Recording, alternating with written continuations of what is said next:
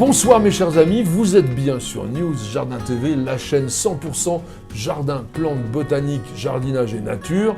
Et je vous remercie d'être de plus en plus nombreux à suivre chaque soir, à partir de 19h, notre petite émission journalière, Le Quotidien du Jardin. Le principe de cette émission, c'est que je réponde chaque soir à l'une de vos questions.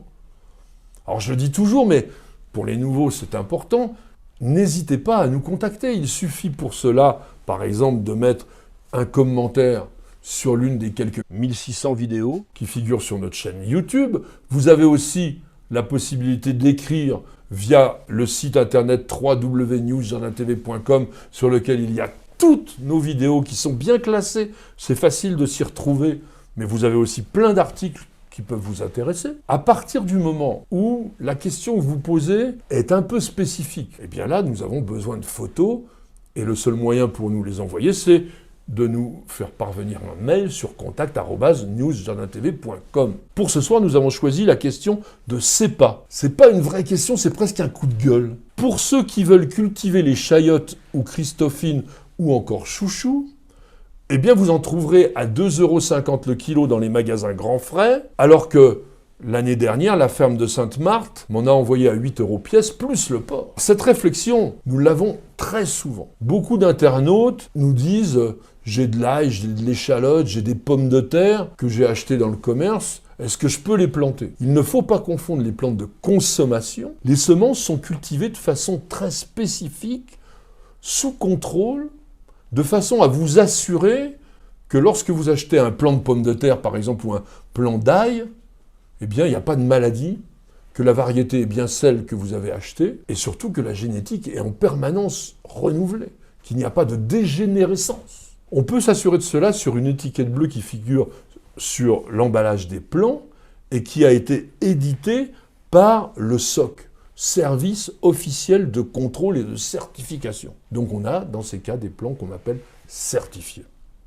Comme je vous le disais, ce contrôle et cette certification garantissent aux jardiniers la bonne identité variétale, un niveau de reprise élevé, 85% minimum, et une très faible présence de pathogènes, que ce soit des virus, des éléments de pourriture par exemple, ou des nématodes.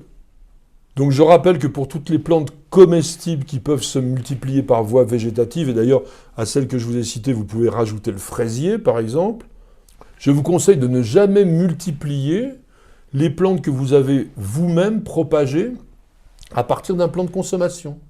J'achète des pommes de terre, j'en sélectionne une ou deux, ou 10 ou 20, ce que vous voulez, pour les planter, ok, une fois. Mais celles que vous allez récolter, eh bien là, vous les consommez, et l'année suivante, vous achèterez de nouveau des plants. Notre abonné ayant évoqué la chayote, je vous propose que nous regardions un peu en détail cette plante, qui est tout à fait intéressante. Alors, la chayote appartient au genre Sechium, qui a été créé en 1756 par Patrick Brown. Et la nomenclature botanique internationale reconnaît 11 espèces dans ce genre. Sur le plan scientifique, la chayote, c'est Sechium édulé, une plante qui a été décrite en 1760 par le botaniste autrichien Nikolaus Joseph von Jacquin, mais qui l'avait baptisé à l'époque Cicicos edulis. Et sa désignation valide de Sechium édulé date de 1800 par un botaniste et taxonomiste suédois qui s'appelait Olof Peter Swartz. Il a décrit et nommé de très nombreuses plantes, ce monsieur. La chayote appartient à la famille des cucurbitacées, comme ses cousins, le potiron, la courge, le concombre, le melon, la pastèque, la calebasse. Et elle est désignée sous de très nombreux noms vernaculaires. Christophine, chouchou, chouchoute, soussou, mirliton, qui est Sechium édulé. C'est une plante vivace à souche rhizomateuse et à végétation volubile, c'est-à-dire qu'elle est grimpante, qui nous vient du Mexique. Elle s'est très largement répandue dans de nombreuses régions tropicales, et elle est même devenue par endroits une peste végétale, notamment à La Réunion, où on la consomme énormément. Dans nos régions, on va cultiver la chayote comme une plante annuelle, parce qu'elle craint quand même le froid. Toutefois, avec les hivers de plus en plus doux que nous connaissons depuis ces dernières années, la plante parvient à se comporter comme une vivace lorsqu'elle est bien exposée. La partie aérienne va complètement disparaître en hiver, bien sûr. Si vous couvrez la souche avec un paillis de 10-15 cm d'épaisseur. Vous allez protéger la plante jusqu'à -5, -7 degrés et elle redémarrera de plus belle au printemps. Dès les premiers beaux jours, la chayotte se réveille et elle nous fait de longues tiges volubiles qui peuvent, en une seule année, dépasser 5 mètres. Elles vont s'accrocher toutes seules à leur support parce qu'elles ont des vrilles qui sont soit bifides, donc elles sont coupées en deux, ou trifides. Franchement, l'idéal, je trouve, c'est d'installer votre chayotte le long d'un grillage, surtout s'il n'est pas très joli, parce qu'elle va l'habiller pendant toute la belle saison et vous donner à la fois des fruits, mais aussi une plante verte intéressante. Je dis plante verte intéressante parce que les feuilles sont importantes, elles peuvent atteindre 20 cm de large, sont des feuilles entières avec des nervures palmées. Ah oui, c'est drôle, les nervures partent toutes du même endroit, comme ça, comme une main. La base est cordiforme et il y a 5 lobes triangulaires. Notre chayotte est monoïque, c'est-à-dire que le pied porte des fleurs unisexuées. Les fleurs ont la forme d'une étoile à 5 branches, elles sont jaune verdâtres. Les fleurs mâles forment des grappes, tandis que les fleurs femelles sont solitaires et apparaissent, elles, à l'aisselle des feuilles. La pollinisation est ce que l'on dit entomogame, c'est-à-dire réalisée par des insectes. Le fruit, lui aussi, est appelé chayotte ou christophine. C'est une grosse baie qui pourrait ressembler un peu à une poire, mais elle est toute cabossée et elle est aussi profondément nervurée. Jaune crème ou vert pâle, elle possède, contrairement aux autres cucurbitacées, une seule graine. Cette graine est plate et elle est vraiment collée à la chair. C'est pas toujours bien facile à extraire cette graine. On qualifie la chayotte de plante vivipare parce que lorsque le fruit tombe sur le sol, la graine est capable de germer à l'intérieur même du fruit. Et d'ailleurs, la plantation de ce fruit est la méthode de multiplication la plus couramment utilisée. Et contrairement à ce que je vous ai dit en préambule, la chayotte ayant fait l'objet de peu de sélection, vous pouvez sans problème utiliser le fruit de consommation. L'idéal consiste à commencer la culture en mars sous abri, à la maison ou dans une serre, et vous allez poser le fruit entier à plat sur un pot ou une terrine qui est remplie d'un terreau de semis, et vous n'enterrez pas beaucoup, 2-3 cm maximum, de façon à éviter quand même la pourriture. Dès que la plantule va apparaître, vous plantez un tuteur dans le pot et vous attachez la jeune tige sans la serrer. Vous allez ainsi maintenir la plante dans un milieu chaud, humide et lumineux jusqu'à début mai, qui est la période idéale pour installer la plante en pleine terre. Bien entendu, exposition chaude et ensoleillée pour obtenir une croissance optimale. La plante pouvant développer, comme je vous le disais, des tiges qui atteignent jusqu'à 5 mètres, il est bien évident que le sol doit être riche.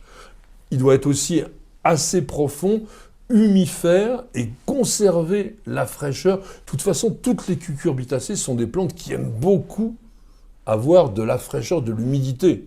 Si vous n'avez pas de jardin, simplement un balcon ou une petite terrasse, pourquoi ne pas l'essayer aussi en pot ?